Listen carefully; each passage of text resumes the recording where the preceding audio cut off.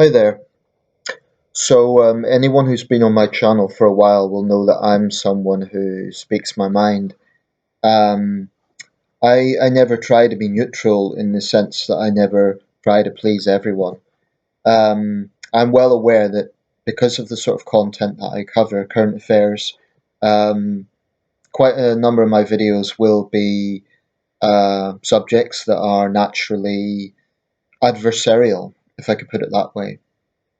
So naturally, my opinions will be polarizing in that sense. I don't do it deliberately. I don't, set out to be divisive or polarizing, but I just know it comes with the territory. If you're on YouTube and you have opinions on things, people will agree or disagree. Um, to the people who support me and agree, thank you. And to those who don't, we have freedom of conscience. You can believe whatever you want, but I reserve the right on my channel to basically say what I want, as long as I'm not breaking any community rules or anything like that. Um, and I guess this is going to be one such video. But specifically, I want to address, I'm not in the business of just calling people names. If I if I describe certain positions in a certain way, I'm not doing that to be childish and to just throw mud. It's because I sincerely believe that, right? So, for example, someone said to me in one of my videos, also, you just label anyone who disagrees with you as a stooge, referring to being a Putin stooge. No, I've had many people disagree with me on my channel about many subjects, but there are some things I think that are so profound that, yeah, I do draw a line and I will call out things as I see them. So if you're going to defend a dictator, then as far as I'm concerned, by definition, you are a stooge for that dictator. You cannot be neutral with something like Putin. You cannot with a subject like Putin. I don't think you could sort of say, okay, maybe if you're living a long way from Europe, if you're in the Far East or something, and you sort of think, oh well, it's another war zone in the world. Maybe you don't want to invest too much in the arguments behind it, and you might say, I'm neutral. Okay, I get that, but I'm talking more about people who are perhaps more invested in it, particularly Europeans. And I don't see how any European can be neutral when it comes to Putin and Ukraine, because it affects all Europeans. It affects all Russians. So I don't think any Russian or any European can be neutral on this subject. I think that's ridiculous. Um, this is not a 50-50 situation, and it's grotesque, in my opinion, to suggest that it is. Um, I can attribute many thoughtful quotes in terms of sitting on the fence, but I don't want to misattribute anyone, so I won't do that just now. But I want to address some of the main arguments that are made by Putin's supporters, which tend to portray Russia as the victim and imply that it's all some big Western conspiracy. So I want to directly address some of these claims because they keep being regurgitated.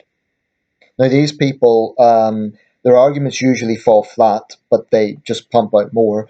So, for example, they now admit that there was an invasion because they know that there was, and they know they would look foolish by denying that.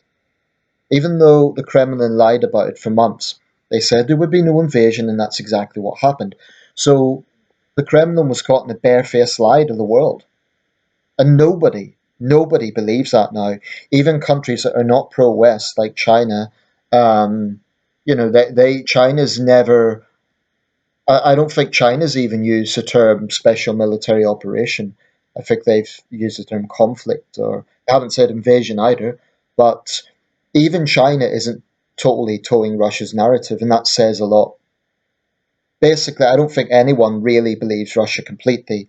I think there's some countries that will be pro-Russia or anti-West for geopolitical reasons, but I don't think they sincerely believe Russia because they know it's not true.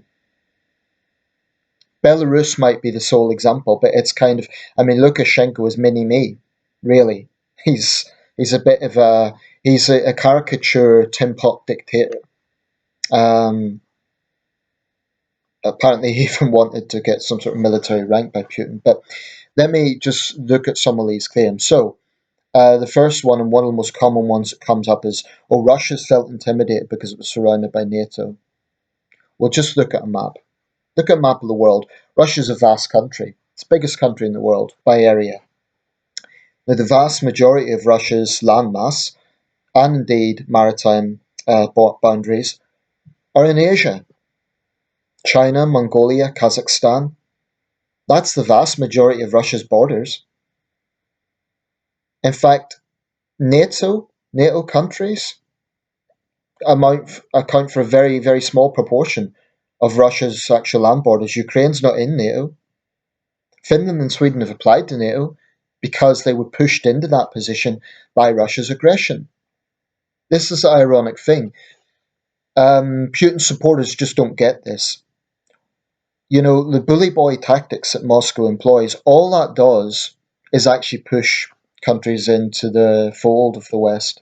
So that, you know, they say it's Western expansionism, but Russia seems to think it will win allies by just intimidating people. That's bully boy tactics. It doesn't work. And actually, the Nazis tried something similar in the Second World War. They thought they would just, you know, take, for example, the Republic of Ireland. They notoriously bombed Dublin. Now, officially, they got mixed up and thought it was a British city, but it's very possible that this was just a way to kind of keep Ireland in check. Like, don't join the Allies. Well, Ireland didn't join the Allies. It was officially neutral during the war, but hundreds of Dublin firefighters, as a result, went to help out in the Belfast Blitz, and many Irishmen, in fact, joined the Allies independently, not officially. But the point is that Germany under Hitler thought it could kind of intimidate neutral countries into staying neutral. Um, and actually, it had the reverse effect in terms of the moral argument because many Irishmen joined up on the side of the Allies. But that's just a small example, and it's looking at a World War II example. But looking at today, Russia thinks it can just bully countries into submission.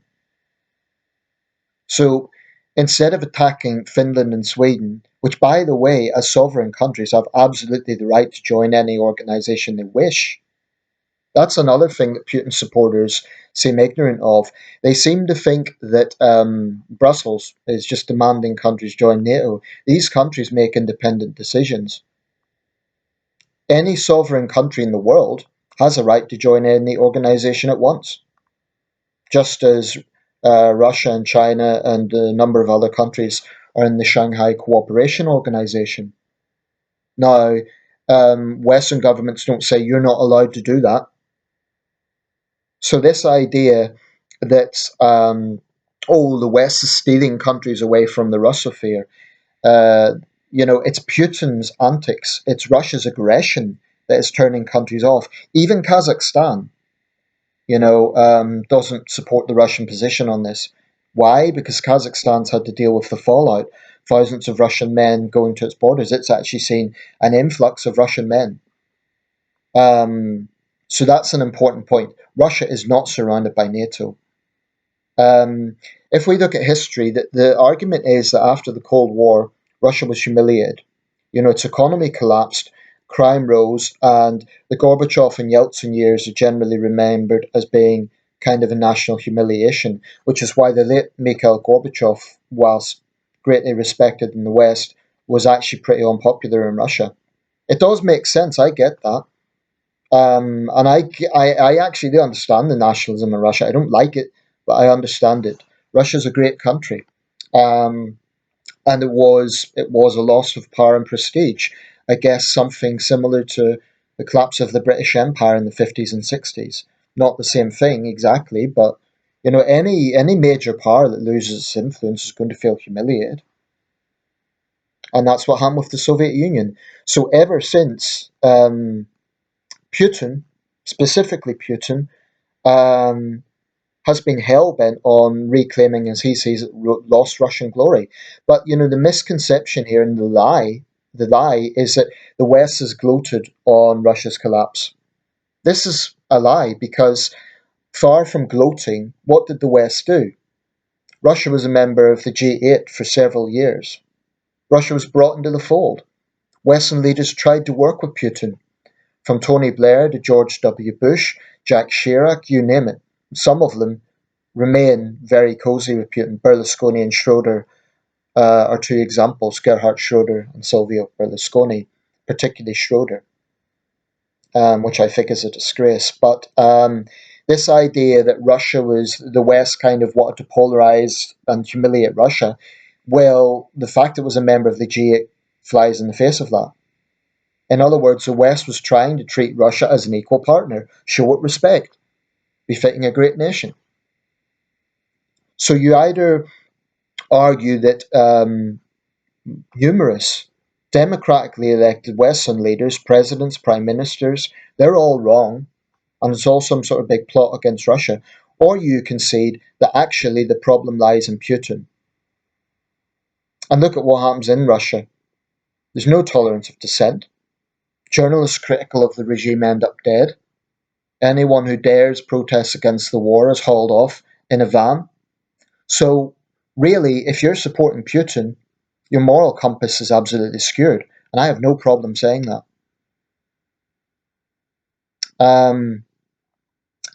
I take no pleasure from this animosity with Russia.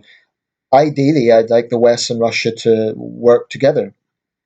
But the problem lies with Putin. He cannot be trusted. He's a liar, he's a tyrant, and he's proven this time and time again. And I'm sick and tired of people furthering his lies on the internet. So, if you come to my channel, I'm not neutral on this. I'm anti Putin. Absolutely. Because I think he's an irredentist tyrant whose sole interest is in trying to reclaim Russian glory as he sees it at any cost. At any cost. Whether that be his nationalistic TV pundits threatening World War III and threatening nuclear war. I mean, you don't get Western TV pundits threatening nuclear war against Russian cities. No, it's the other way around. So really, you have to be pretty damn foolish to be trying to make out Russia to be the victim in all of this. Of course, the irony is the Russian people are suffering as well. Young Russian men have died in their thousands. We're now seeing forced conscription. It's far worse than even Vietnam was for the Americans. Arguably, if you go by the rata of those who have died and been injured. Putin runs a nightmare regime, so how people can look up to it is, in my opinion, grotesque. So seriously, if you're going to take a position that's pro-Putin, you're on the wrong side of history. And you can throw out at me all this stuff about the CIA or Western foreign policy. You could say, oh, what about the Iraq War? But that's a distraction. The Iraq War was a disaster, and it reflects badly on Bush and Blair. But that doesn't condone anything Russia has done. And actually, there's differences between that and the Ukraine war. The Iraq war was an invasion based on false premises, but it wasn't an attempt to deny the sovereignty of Iraq. That's a big difference. Russia, or rather the Putin regime, literally denies that Ukraine's even a sovereign country. So I'm going to wrap this up, but I have no respect for pro-Putin arguments, none. I have no respect for any arguments that say that Russia is somehow a victim. It may be a victim, but it's a victim of Putin's aggression and his recklessness. I think actually there's been sort of three Putins. In the first stage, there was this kind of cool, controlled Putin who even the West was somewhat optimistic about. They thought he would bring some stability after the Yeltsin years, and he probably did for a while.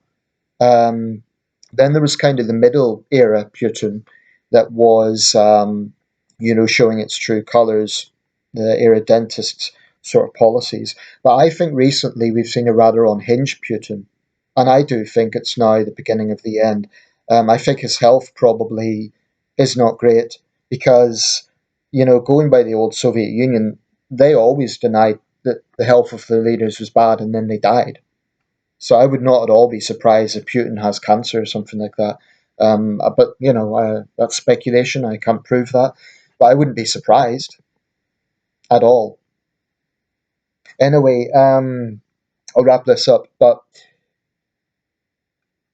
if you're going to be foolish enough to defend Putin, seriously, seriously, just have a little reflection on the things I've said because they're all accurate. I mean, Russia is not surrounded by NATO. There was no agenda by the West to try and humiliate and polarize Russia. Maybe a few Western hardliners, but they were the minority. The mainstream political consensus in the West was to try and work with Russia. That's a fact, proven by the fact that Russia was in the G8 for years. In the end of the day, the problem lies with Putin. Look at what happened at Salisbury. I mean, here we had a situation where Russian dissidents were poisoned on British soil. That was an act of Russian state terrorism. So if you're British and you support Putin, you're an idiot. And actually, I think your position is treacherous. I don't think that's too loaded a thing to say because you're basically supporting a foreign tyrant who is hostile and a threat to this country. So if that isn't treacherous, I don't know what is. And I don't give a damn if you're offended by that. That's how I feel. I think your ideology is offensive. Um, I honestly think that Putin supporters um, are lacking moral fiber. I think they're lacking something upstairs, really. That's my honest view. So take it or leave it. That's my position. And I will not shut up in speaking out on this stuff. As far as I'm concerned, Putin is a threat to Europe and to stability, and I think he's a problem for Russia as well. The sooner he's gone, the better.